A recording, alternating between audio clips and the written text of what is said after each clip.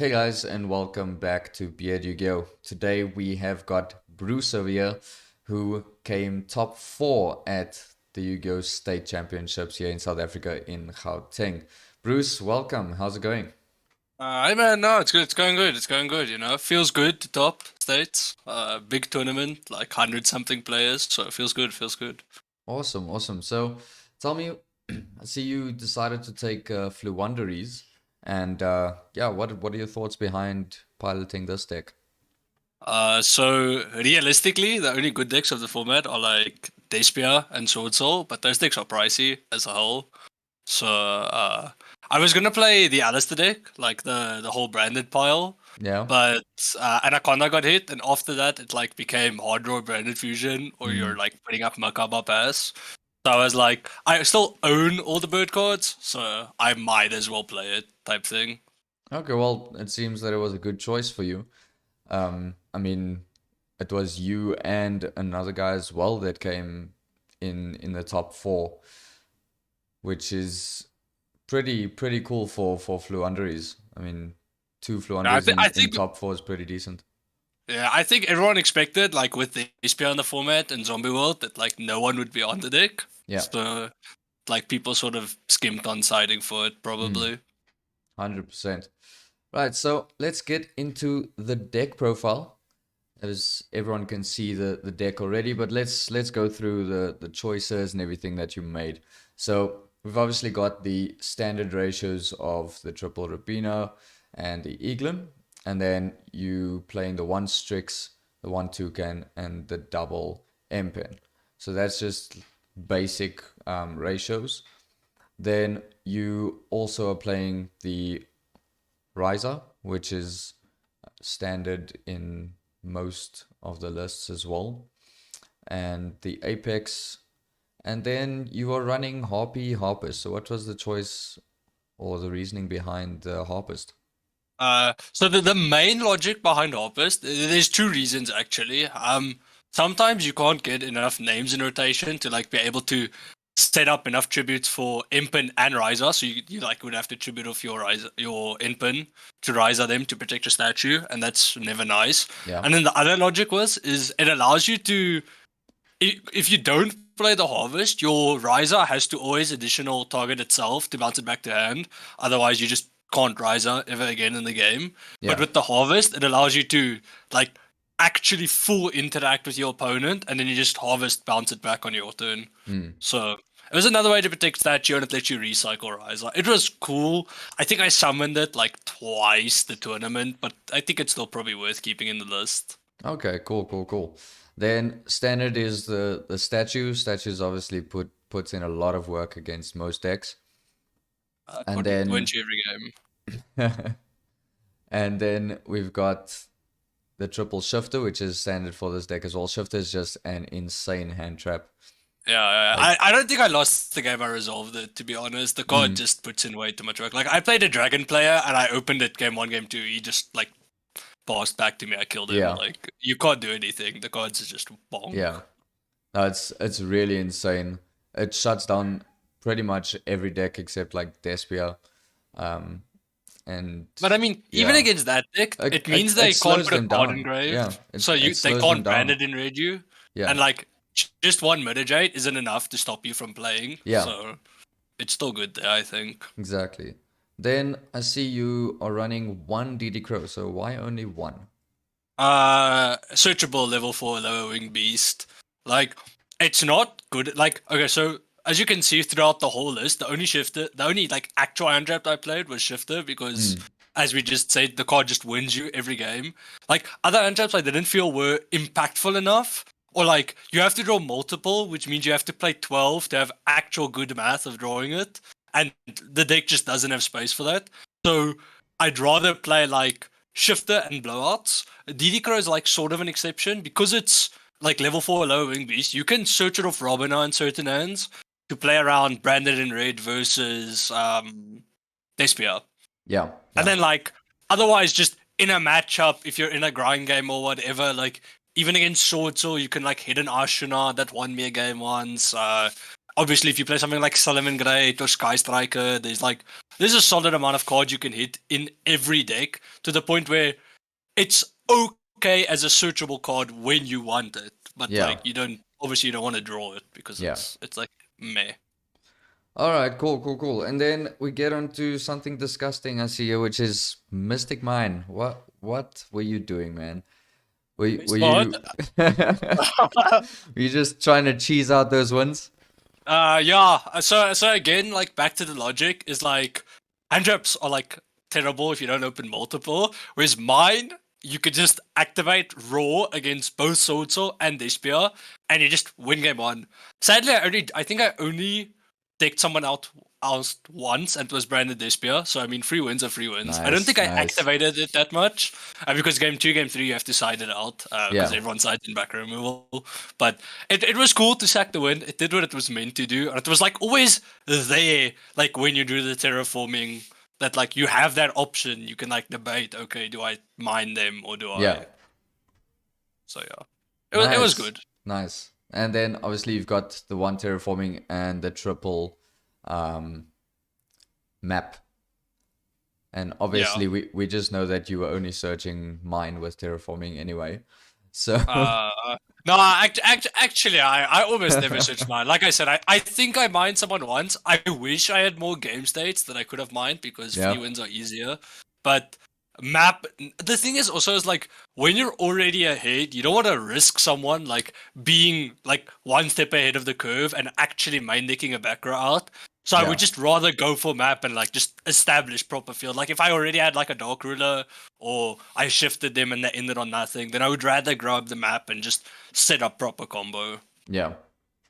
Cool. So we know map is super powerful, and you are also running the triple adventure one as well, the quick play.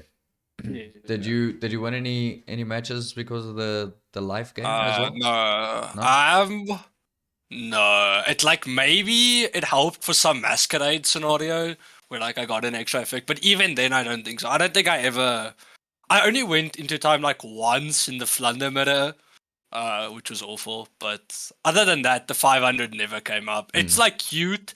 It is nice. Like when you get close to time, guys like start panic playing fast because they're scared you're gonna win like that. So even if there's like 10 minutes left on the clock or like 5 minutes, they'll like start playing faster because they know you gained the 500. Yeah. So there's that. But I never like won a game because haha, activate Advent, gain 500 time. So. Yeah. Nice. So then we've got the one unexplored wins, and this card also tends to put in quite a lot of work just being able to, they either going to negate this or, because like it's massive bait if you're going second. Yeah, no, And the card is absolute bonkers. yeah, if you're going first, you're happy because you're just getting rid of threats immediately. Yeah, absolutely. And because you get to play on both turns, you're like always tribute summoning their stuff. Important, the card isn't once per turn to tribute.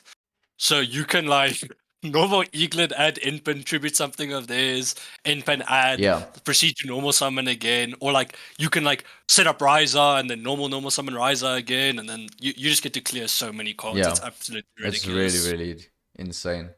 Then you've got the draw power. You got triple prosperity as well as triple pot of duality. And that's obviously just to dig into your deck to get into either your starters, like if you didn't open that great, or maybe something to be more counterintuitive, like the mine, for example.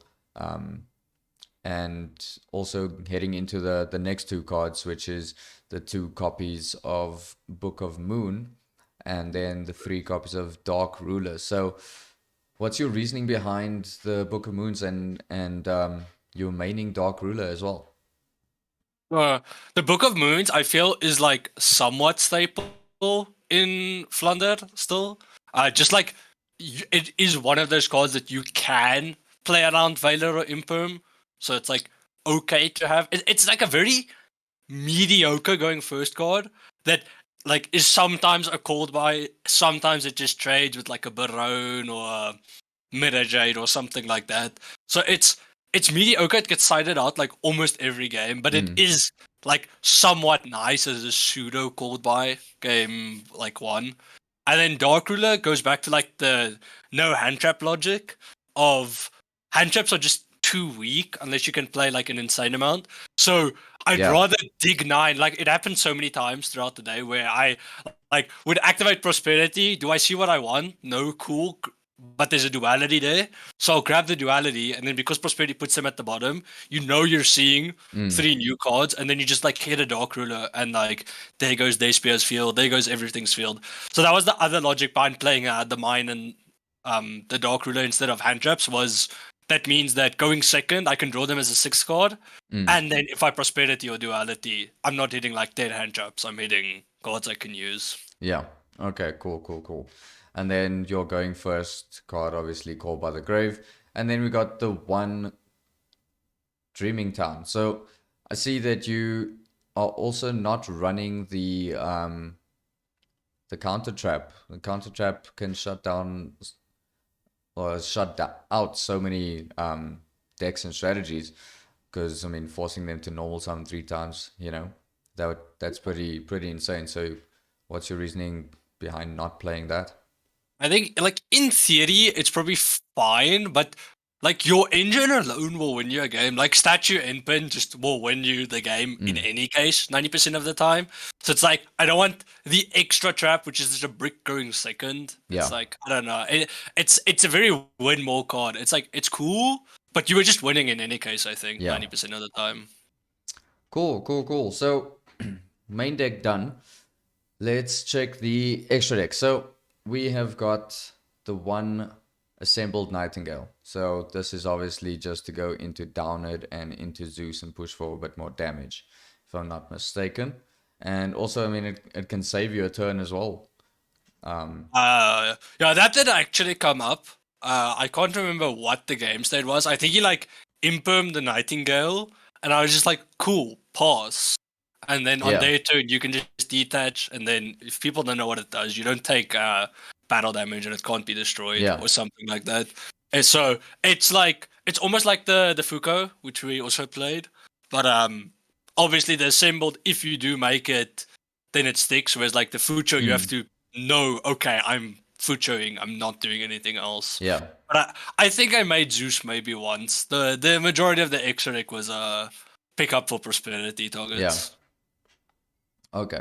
So we got the Downed obviously to go into the Zeus, and then you are also running Nova, I see, and Macabre. Yes. And that's just Or because Maximus. you're afraid of Dogmatica? Well, not afraid, like because the deck is like kind of iffy, but it's like like I just said, the extra deck really doesn't matter. Yeah. So you might as well play the Maximus cards or the Christmas packages. Some people Just in call it. case. It's like it's free value if someone activates Maximus blind Yeah. against you. Obviously, once they know you're playing Flunder, they shouldn't activate it if they're good. So Yeah. it was just 100%. there. It like again, it didn't come up, but Yeah. it was cool. Cool. Then we've got the Kanagashi Fucho, and that is obviously just a turn saver. There's nothing else to it. It's actually a really nice card. I was actually pretty excited when this card came out, and then it was a common, and then I was disappointed, and it's such a cool little card to use, and it can be used in so many different strategies that run level 1s, which is really nice. Definitely. Then you've got the 1 Recital Starling, and that is obviously to search you, DD Crow or another starter or anything like that. Yeah, that's but any of the birds. So. Does it come up? Because I mean, the Flunders actually just lock you out from special summoning.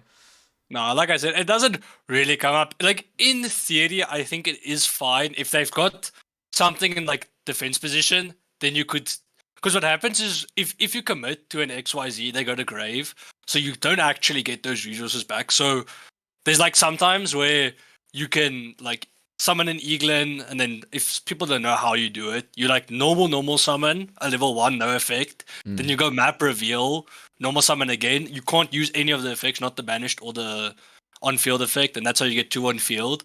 But then once you overlay them, they're all going to the grave, so you like lose follow-up. Yeah. So there's like some game states where if they have a defense position monster, you can do your normal summons, then make the Recital, like get your search for your follow-up, so search your follow-up Robina, and then still attack and make Zeus. Yeah. It can come up. It's like it's very rare, but it's just there. And then the next one, the Promenade Thrush. Yeah, so this card's actually pretty cool.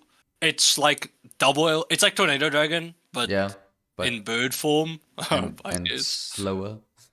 Yeah, and it shuffles, I guess. Yeah. But it's like there you can like out skill drains. Well, not skill drains, but like you can out back row. It's cute. It's there. Like sometimes, like when people mine you, you can like somewhat clear your field easily. So you could potentially clear out into a 1-1 then shuffle. Also, like versus Zombie World is a more relevant example.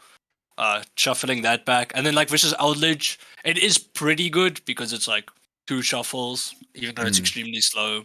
So, again, never came up, but it's cute to have. It's like a Zombie World thing. Yeah. Mainly. Yeah, but just to out Zombie World. Yeah. Because that just completely kills your deck. Yeah. Although realistically, if you have to commit to an XYZ, you're probably still losing that game. Yeah. But, I mean, it's like it is basically completely destroying your resources and everything. Yeah. Right, so we've got the one relinquished anima, which doesn't destroy your resources. And this card's actually cool. There's like a cool play. So the reason you'll see there's also the Wind Charmer later in the links. That actually matters because you can, if you already baited the Barone like on a previous turn and it's still on field, you can make Anima take the Barone, link it off into the Win, and then Win steal the Barone, and then you've got a negate. Nice, nice. Again, it comes up once in a million games, but it's cute, I guess. Yeah, awesome. So, okay, we've covered the Win is basically just for Baron. Yeah, and maybe mirror match, bringing back like an Avion from the opponent. Blah, blah, blah. That never happens. Like... That'll be disgusting. So then we've got Nightmare Phoenix, Unicorn climbing into access code. Did these come up for you? No, again, not this tournament specifically. Phoenix came up in testing a decent amount, the odd TC Boo or cards like that. Yeah. But again, it's the once in a blue moon it'll come up. And you never brought out access code in this tournament either? No. Like I said, I think that in the whole tournament I made assembled twice and then I did download Zeus once. I think was all I touched. Yeah, so it's basically just extra decks just there for prosperity anyway. Yeah, because Dig 6 is crazy. Yeah. There's no way you don't play it. Yeah. And then the double Intus is also just there for Maximus. Yes, correct. Great. I mean, theoretically, if someone's playing Infernoid and they TN you, best deck, by the way. Beautiful. Then you get to cook them, but that never happens. Nice. No one plays that deck. Yeah. So. Alright, so side deck, we've got triple Droll and Lock. Yeah, you decided to go for very high impact cards, including if you have a look at your hand traps, like disregarding DD Crow. With the shifters, very high impact. It's not just like a once-off thing, like an imperm or a like a what you call it, Ash. No. So shifter, Droll, they are very high impact. They just stop basically like turns for a lot of things as well. But what was your reasoning behind the Droll specifically, besides it just being more of an high impact hand trap? And I see you're not running like a nib or something. So okay, yeah, sure. We can talk about this. So I was before the tournament. I was debating between Ogre and Droll, because I feel like my main deck again is like designed to beat Sword Soul and Despia, which were the 2 most popular decks, I think, by quite a margin. Yeah. So I was debating Ogre to respect meta match more, because you have to stop the map, otherwise the grind just becomes mad annoying. Yeah. But I decided for draw because it's still decent in the meta match. And then I also wanted to respect like Punk Therion and Sun Avalon because I figured maybe someone is like pretty up to date on the new cards, what like one of the better players playing some Wombo combo deck. Yeah. And I didn't just want to auto lose to that. It did actually come up. I did play a Sun Avalon. I didn't draw him, but the side deck theory was there. And then again, the reason why no Nib is because Nib is a special summon, which means you can't summon a bird that turn. So you can't. So that means like basically post turn 1, it's dead. Because I'd always rather just get advantage by playing on their turn than nibbling them. 100%. All right, and then I see you don't like back row. I don't like Zombie World specifically. You don't like Zombie World. I can't play under that card. All of this is just for Zombie World. Yeah. Gross. You actually cannot play. It's triple Cyclone, triple Twin Twisters, and the one Feather Duster. Because Zombie World is a scary card. Yeah, you actually cannot play again. Like, because 90% of the time, even if you have a Zeus line, they like still have an interruption like Mitigate, and then like they can just Mitigate the assembled. So you actually need to draw a back removal to play. You have to side 7. It's kind of like Striker back in the day when IO was still in the game. Yeah. Or any deck really. Like I feel like I've been siding these 7 for so long. It's like, because when IO's in the game, you have to draw it or you just lose. Yeah. And then it's like the same as Zombie World. If you don't draw one of the 7, you are, unless their hand was very weak and they didn't get to Zombie World you, in which case, like, maybe you get bailed out. But yeah, the 7 is basically for that. I did also play an Eldritch, so, like, maining back removal or having back removal in your deck list is never a bad idea. But the reason why it's so much is because Zombie World just doesn't let you play. No, 100%. You've got to respect back row. Then we've got double Trap Trick and triple D barrier. Obviously, the Trap Trick getting you to the D barriers. Yes.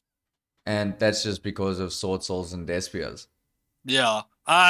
Obviously, in an ideal world, you play the Harpies Trap because that's one thing I wanted to talk about is you're not running the Harpies Trap at all.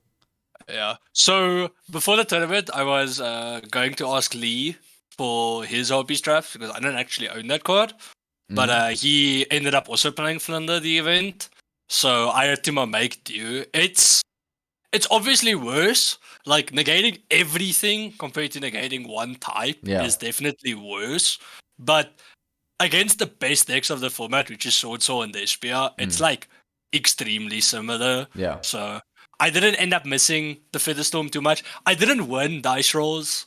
I really suck. I gotta work on my dice rolls before the next event. I won like 3 out of like the 7 rounds of Source and then my 2 top cut rounds. Wow. So I never got to side this in.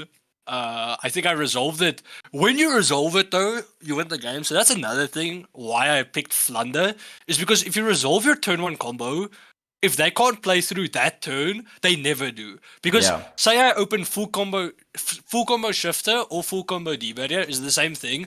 I'm just going to Ryza it back on your turn. Yeah. And then I'm going to draw it for turn. So in my top 8 match, the game 3, I D-barriered the poor guy like 5 times. Wow. Like 5 turns in a row. Because it's like D-barrier, then rise up, put it back, and then D-barrier, then you get the idea. You just never play out of it. It's the same. I did the same to Dragon Link in round, I think it was 5, with Shifter. Like, once you've comboed and they don't clear your board, you just win. They can't. It's kind of degenerate. But... Yeah, it's pretty disgusting. Yeah. But yeah, well done. So let's see. I've got a few questions for you. So I want to know, you obviously were talking about best decks being Sword Soul Despia, and what would you say is the best deck right now? It's tough. It's like, is that quite triangle format? I'd say Despia is probably better than Sword Soul, but Sword Soul's Despia matchup is so good that, like, in a tournament, I think you saw there was like 3 in top 8 of Sword Soul, and there was like a lot of branded Despia that entered, and they all got eliminated except for Ron. Yeah. Shout out to him, I guess. Because your Sword Soul's Despia matchup isn't like auto win, but it's like as close as auto win gets to like one of these top meta decks. So I think Despia, like in a Void, is better. But because Sword Soul's matchup is so good, I'd probably say Sword Soul's better. All right, cool. And then, what made you choose Flundereeze above Uh, stuff like Despia and Skies? Well, no, yeah, you used to play Sky Strikers. Despia, Therion vibes, adventure, Sword Soul. Besides, what you mentioned is that they're expensive. No, it's basically that, I think. What maybe was decide like Flunder out of my decks is again Anaconda got it. I was gonna play the Alistair deck. And then I thought about playing Striker before the event because I was really scared actually when Despia came out. I'd actually announced that the deck is just unplayable because Zombie World. But Yeah. I saw like a bunch of people topping like other stuff, like regionals in other countries. Yeah. And I was like, how do you do it? And I'm like, you just get good and draw the back row out against the Zombie World. So I decided I'll risk it. I'll get good. The deck is obviously, it's still the best deck I own, even if it's not the best deck of the format. So I felt the most comfortable with this. It's also, it's not easy to play, but it is quite linear.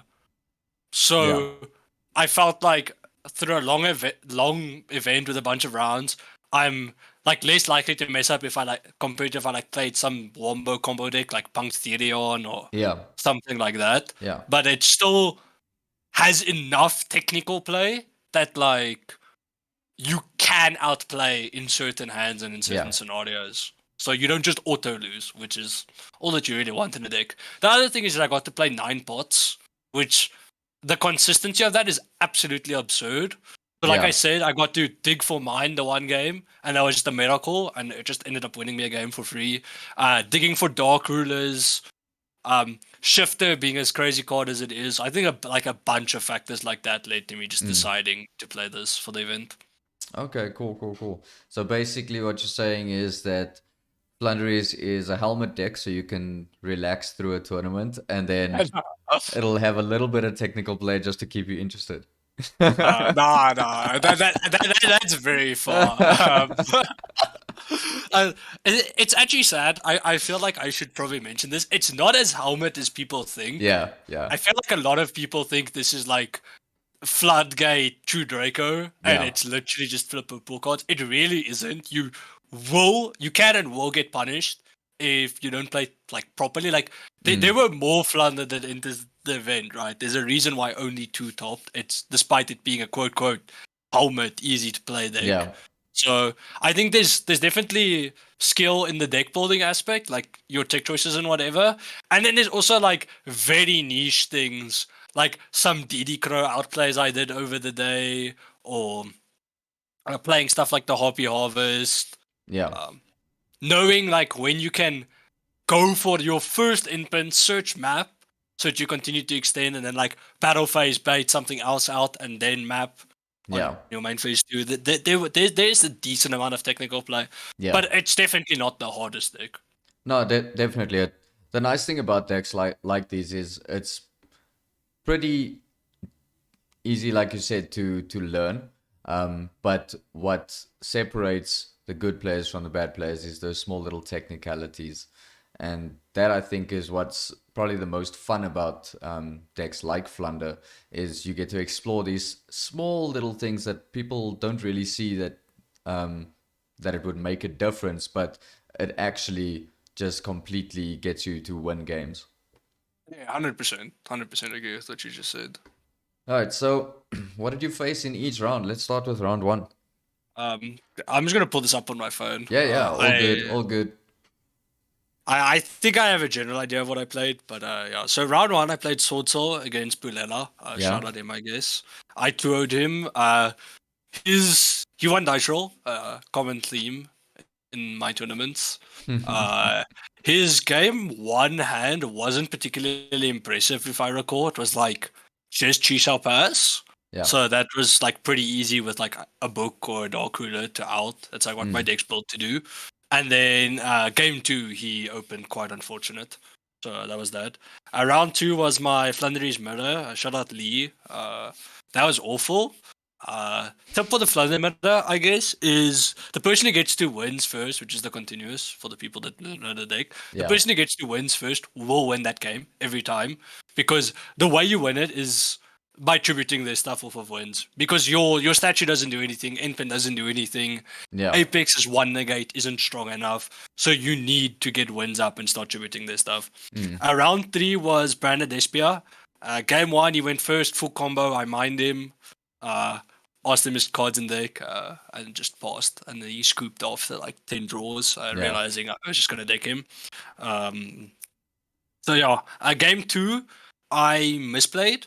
There was a game state where he had a Albion, a Aluber, and I had full comboed and had Endpin, and I was stupid and decided to attack the Albion instead of attacking the Aluber, which allowed him to switch Branded Fusion and then during end phase. So that was just very papega on my part, but unfortunate. It happens. It does happen.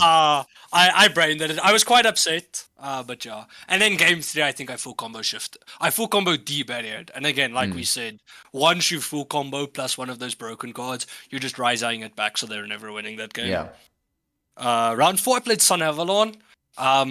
Cool deck in theory, but his hands were very weak for what the deck does. Yeah. It's like a full 60 card pile, Sun Avalon, Brave, Adventurer, the theory on the whole pile. Yeah. Game 1, he basically put up Griffin Rider and the Regulus. But he seemed quite unfamiliar with the deck, which is a bit weird because I baited it's because it's brand new, you know. No, unfamiliar with my deck. Oh, with your deck. Okay. Wow. Because I baited the Griffin, and then his Regulus was an attack, and he just let me play until I put Endpin on field. And then obviously he can't activate the Regulus. Yeah, so that was a bit ouch. weird. But realistically, I think I was winning the game regardless. So yeah. And then game 2, he bricked again. That's the unfortunate thing of playing 60. Maybe he has to cut the Brave cards, cut some bricks. I don't know. There's definitely a more consistent version of the deck that could be built. But it is cool that he played it, I guess. Round 5 was Dragon Link, which I 2-0'd swiftly. I shifted in both games. He didn't play. It's unfortunate when you see a cool deck, but when you're better and you draw shifter, you're better and you draw shifter. Yeah, it happens. Then round 6 was my one loss of Swiss. I played against Branded Lich. Game 1, I won. And I don't want to say I outplayed, but I think I won mainly due to technical play because it's Outlet. You saw my main deck doesn't have a blowout. Yeah. I have Dark Ruler for combo. I don't have a card like that for back row. So inherently, I have to make good interaction choices. So I won game 1. And then game 2, game 3 were the worst hands I opened throughout the whole day. It was my only... Game 2, I actually opened unplayable. And then game 3 was playable if he opened nothing. But obviously, he doesn't open nothing. So, yeah, that's quite unfortunate. And then round 7 was Brandon Despia. Game 1, I won. It was actually one of the dice rolls I won, which is pretty cool. So I got to combo. Game 2, I punted by not shotgunning Shifter. Because I was expecting some players to side Gamma. Yeah. And that allowed him to Albion dump Fallen of Albaz. And then it meant that I can't play through Guardian Chimera. Because you can normally play through just the Metagate, because clearing one of your monsters, as long as you have an extra name like Stree or Toucan, you can still put 2 bodies on field and then you still stick in pin. Yeah. And that's the game plan, is just get a tribute on field. But if you can Guardian Chimera pop 2, unless you actually just open 4 names, you can't do anything. So I misplayed there. And then game 3 was a full combo deep video. So we all know how that goes. And then for the top 8, round 1 was Sword Soul, or top 8 was Sword Soul, I guess. I lost die roll, I think. Yeah, I lost die roll. Very unfortunate. But I think I prosperitied into a Dark Ruler. And then I just cleared the forward. And then... Again, that's what I built my deck to do. Yeah. Is be able to dig into those cards. And it's nice to see it pay off, you know. Yeah, nice to see it pay off for sure. Game 2, I full combo D-barriered. And we've discussed how this goes. And then game 3, it was quite unfortunate. I opened Shifter and he opened like suboptimal, and then I got to full combo D barrier, Yeah. and from there that just traps. Full And combo then D barrier with shifter, gross. yeah, it's That's that when you're good, you're when good. you're Bro. that good, man. It is what it is. It's unfortunate, but that's Yu-Gi-Oh, I guess. Yeah. And then top 4 was again Sword Soul again against the eventual winner, Mr. Robert Moonsong. Shout out. Kind of sacked me. No, I'm trolling. But Yeah. so game 1 was another like pretty weak opening on my part. Mm. I opened, I think it was Apex, the Harvest, the Continuous, Eaglin, Prosperity, and then I can't remember what I top decked, but he negated the Prosperity with Brown because he opened full combo. Yeah. So negating Prosperity is obviously correct because digging 6 again, I can just dig into a Dark Ruler and that is like get cooked, .exe. Yeah. But so he negated the Prosperity and I just didn't have enough cash to push through the G-Cell. The deck is surprisingly fragile if you don't open map, because it's the only extender in your deck. Yeah. So if you don't open map, it's like impossible to break a board without going second cards, and I didn't open either or. So it happens. Ouch. And then top 4, I opened my hand. I'm like, shit, I just sacked this man. I opened like full combo, an extra quick play to protect me from Imperm. I was like, yo, I am winning this game. We're going to game 3. I opened D barrier. I was like, let's go. And then he rebooted me. And, ouch. a reboot is like, yeah. It's not quite sack, I think. It kind of is sack. Yeah, it is. It is. There's Hands nothing down. you can do. Yeah. There's no outplay to reboot, so I just lost. It's like simple as that. Ouch. And yeah, so I got swiftly 2-0 in top 4. Very sad because if I won that game, I would have won a Switch. But Yeah. is what it is. Well, So, yeah. well done. Well done. This is your first nationals, basically. Yes. And yeah, Very cool. well done. I mean, I've always spoken to a bunch of other guys as well, like about you, especially when you started, like getting into the game and everything. And Yeah. I think you started with pendulums, man. Yeah. And Well, yeah. We'll say pendulum. yeah, it's basically pendulums and then infernoids and then striker and and it's always been a lot of fun dueling against you because you're very intelligent in how you play, how you think, how you build your decks as well. And it's always fun because you get to see all these new and upcoming players just progress so fast. And I mean, you proving that like you don't need the so-called best deck, to actually push and do well. You just need a brain. And Yeah, for that's sure. that's what you got. So kudos to you, man. Well done. And now I just want to find out from you, what would you say was the best card for you in the tournament in your decks? Oh, the best card of my deck. I don't even know. Like what put in the most work? Probably Shifter. Shifter is pretty crazy. Although I'd honestly argue Prosperity. Like digging 6, there's so many times. Okay, that he has my sack story that I opened like Duality, Prosperity, like 5 games the tournament at least, and Wow. like dig 9 is like.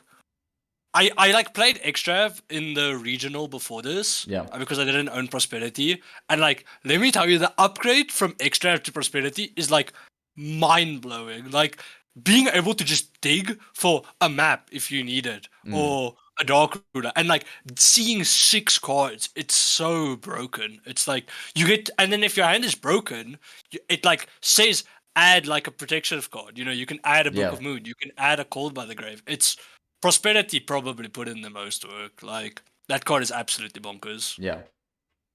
And then what would you have taken out of your deck? What did you feel wasn't up to par? I don't know. maybe the Hobby Harvest or the Hobby Harvest, to be honest. It's again, but that's also like one tournament. You know, Yeah. it's hard to like say the choice was incorrect just because it didn't come up in one tournament because it could easily have come up. I think the theory behind every card in my deck was pretty solid. Obviously I would have played the Hobby Strap over D-Barrier. Yeah. If I had access to that. But other than that, I think the list was pretty rock solid. Cool, cool, cool. Well, next time you want to use the Harpy Strap, you could just ask me. For sure, I'll make sure to expand the Yeah. Yeah. people that I can borrow BeardYGO, cards more from. reliable. Confirmed, Don't go to confirmed, Lee. confirmed. Yeah. Right. So obviously you didn't get to first or second or anything. And I would like to know if you, let's say, did come first. We're not having any like flights and whatever to Euros. Would you have probably tried to go? There's no way I have the money to fly to EU. Like maybe, okay, so I have some rich uncles. That's like also how I sponsor some of my cards. So if like my rich uncle offered to like sponsor me to go, like I definitely go. But unless something like that happens, there's Yeah, no way. I yeah, don't have the money for that. I'm a uni student out here. It's a struggle bus. There's no yeah. way I No, can just hundred fly off the percent, EU. 100%. So that's about it, man. That's all I've got for you. Thank you so much for coming onto the channel. Really do appreciate it. It's good to chat with you again. For And sure, no. yeah, what are your plans for going into the game further? Like, is there any decks and stuff that you're looking forward to building? Um, Uh, New format wise or yeah. upcoming format? uh, I don't know. Depending on the rarity of the Splight cards, I mean, that deck is going to be tier 0, so it's like Mm. you I could pick up those cards. I'd probably, if there's like events at that time, I'd probably play that. Right now, if I can like get some more money over the next 2-3 months, I'm going to try and build Pendulum because best deck. Shout out Truth. But cards like Barone and stuff is like very expensive. I'm also thinking of building a Theodon Striker Mm. because it like adds an extra layer to Yeah, your Striker deck that like you kind of lost after DPE. So I think that's also pretty cool. awesome. All right, thanks so much, Bruce. Hope For you sure, for have sure. an awesome time now in this quiet season of Yu-Gi-Oh! We're not seeing any big events anytime soon. And Yep. yeah, I hope to see you topping some more locals as well. And yeah, I'll check you when I check you. Well, for sure. Thanks for having me. Awesome. Thanks for coming on. Guys, that's it. Shout out to Bruce, top 4 FLOOWANDEREEZE states Gauteng in South Africa. Definitely made Gauteng proud, man. Well done.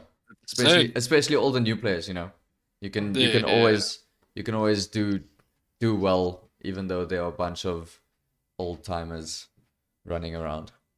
yeah, for sure. That's one thing I'll say actually about the community, if you don't mind, bit late now. But like, Ah, all good. it's really amazing that like there's just so much online content for you to Mm. consume.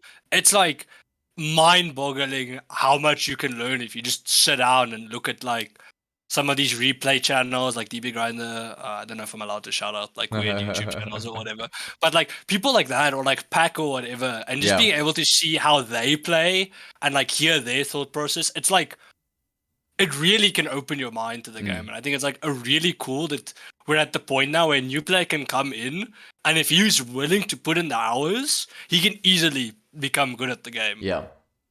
which is really 100%. cool. Great advice from a great player, guys. Learn, watch YouTube, Read try cards. read cards. That's best advice. Read cards, guys. But yeah, So that's it. See you guys next time. Have a good one. Cheers. And that is it, Bruce. Thanks so much. epic, epic. For sure, for sure.